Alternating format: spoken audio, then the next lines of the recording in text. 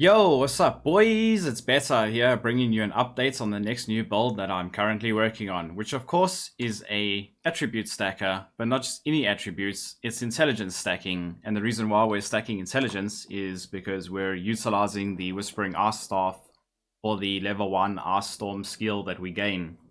And now the reason why stacking up intelligence makes this very, very powerful is because the Ice Storm skill has got the hidden modifier that it deals 2 to 4 base cold damage per 10 intelligence. And because we have 2,300 intelligence, this gives a very high base cold damage to the skill. As you can see, it's on 9,400 here, which is pretty insane. I was able to take this build through the campaign and that really quickly, while just absolutely obliterating all of the bosses in the campaign. And once I got into maps, I just jumped straight into T16s and I started shredding content, and it's been an absolute blast. And I'm sure that many of you probably have forgotten about the staff, or you just think that it's a meme or a dead skill. But I'm here to tell you that it's not a meme and it's not dead, and I'm bringing it back, boys, because it really is still a viable skill to use. Anyways, let's just go over the gear and the gems, and then we're going to jump into a map for an example. Right, so of course we're using the Whispering Ice for the Ice Storm skill. This is how we are getting our damage, of course, as you can see here. I am using Cyclone, linked to an Awaken cast while channeling, which enables us to channel the skill wherever we go. So we're able to get a decent coverage while we're clearing our maps and that. And then I have it linked to, well, not linked, I have a anomalous hypothermia socketed in here as well for the more damage with hits. And a pretty hefty chance to freeze enemies, and then a divergent elemental proliferation for the increased damage with the hits and ailments, but more so to spread our freezes. So everything on the screen just becomes frozen, and then it inevitably just dies, which is pretty awesome. And then I also have a inspiration socketed in here as well for the reduced mana cost, as it costs quite a lot of mana. And the more elemental damage and the increased critical strike chance. The reason why the critical strike chance is a good thing is because I'm using elemental overload for the 40% more elemental damage when I have dealt a critical strike. And then I'm pairing all of this with an arcane surge for the more spell damage and the increased mana regeneration rates, so we don't have to worry about running out of mana or using a mana flask at all.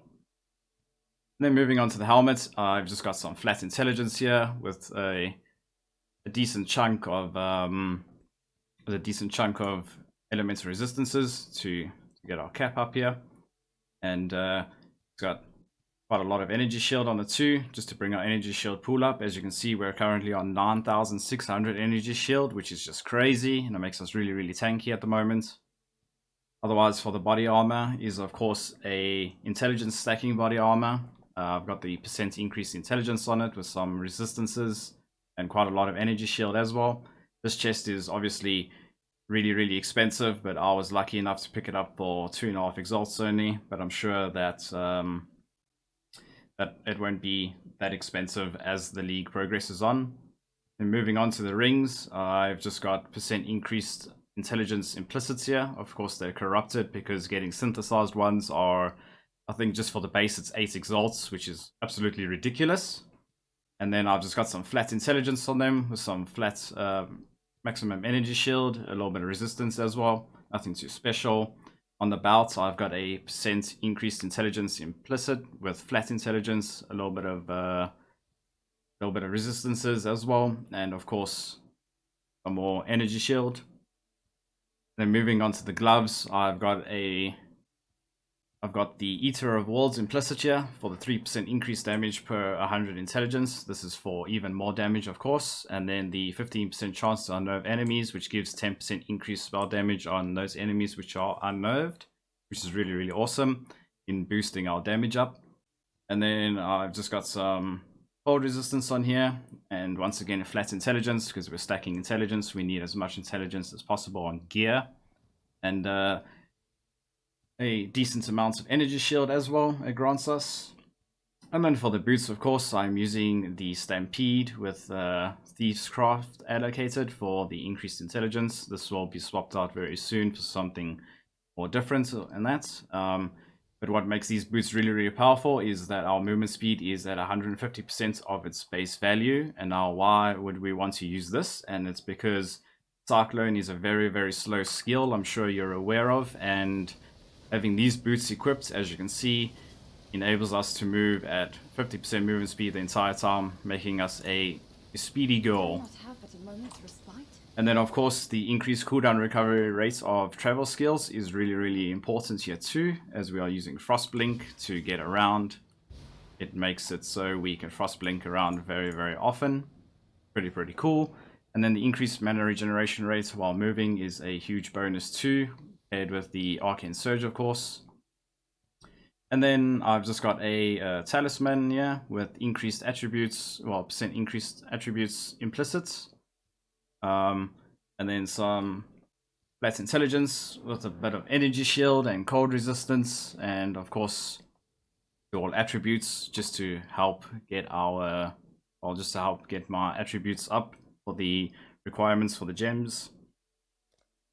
And yeah, then I'm just using a Wise Oak for the elemental penetration. As you can see, my cold resistance is the highest, so it penetrates 8% of cold damage. And then I'm using a Basalt Flask here with immunity to bleed for more armor, and then a Rumu's Concoction to bump up my chance to block attack and spell damage, which is awesome, and the extra armor is pretty cool too. And then a Sulfur Flask for the increased damage and increased armor here as well. And then an Serious Promise for the 7% of elemental damage as extra chaos damage, but more so for the 2% of chaos damage leached as life, which goes in hand on our skill tree with the leech nodes that I have here, which is Light Eater and Ethereal Feast. This is so I'm able to sustain without dying during mapping and bossing too. So moving on to the gems now. Of course, we use Frostblink, get around, my Discipline Aura for the increased energy shield, using Clarity for the mana regeneration, and a Purity of Elements. This is just to get our resistances capped, but more so for the immunity to all elemental ailments, which is really, really cool. In my gloves, I'm just running a cast when damage taken, linked to increased duration, Immortal Core, and a Phantasmal Wave of Conviction. This is to inflict exposure and to prevent us from getting one shot with the Immortal Core, of course.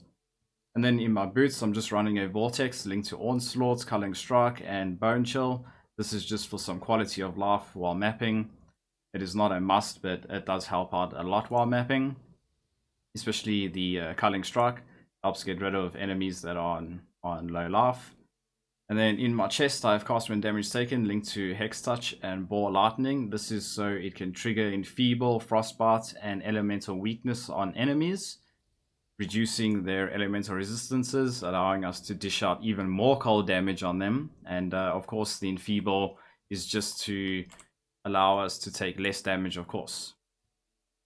Anyways, moving on to the skill tree, I've pathed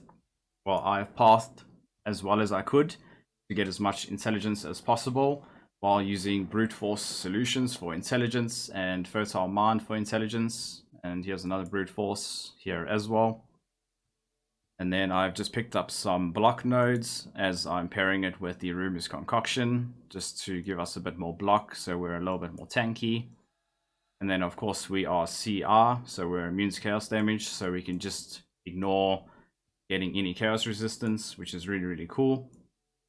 And then there's some more block here too.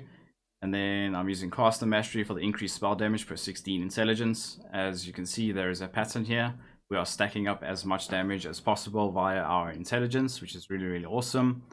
And I'm using a split personality here for the 75 to intelligence and just a bit of evasion rating. I'll probably be swapping this out for a much better one. Now, of course, utmost intellect for the percent increased intelligence here too.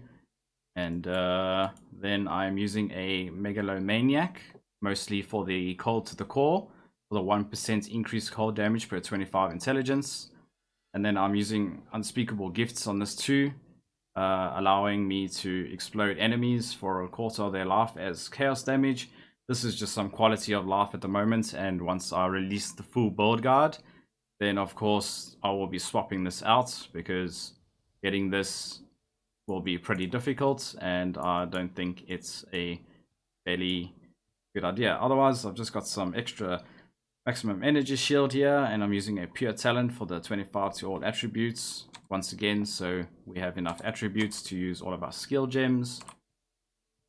But yeah, let's just jump into a map here. It's got more monster life and stuff, nothing too serious. And just to give you an idea of how the build performs. Right, so it's very simple. You just hold down left click, and we're gonna hold down right click to cyclone the entire time. And then we use frost blink to get around and kill whatever is necessary. But yeah, otherwise, as I mentioned at the beginning of this video, the campaign with this build was super amazing. And when I initially thought of making this build, I was very skeptical, because I was not sure how it would perform, seeing as though I had a poll out here on my YouTube channel asking people what they think of Whispering Ice, and a lot of people said it's a dead skill and it's not viable anymore. But I had a few people who said it was actually worthwhile still.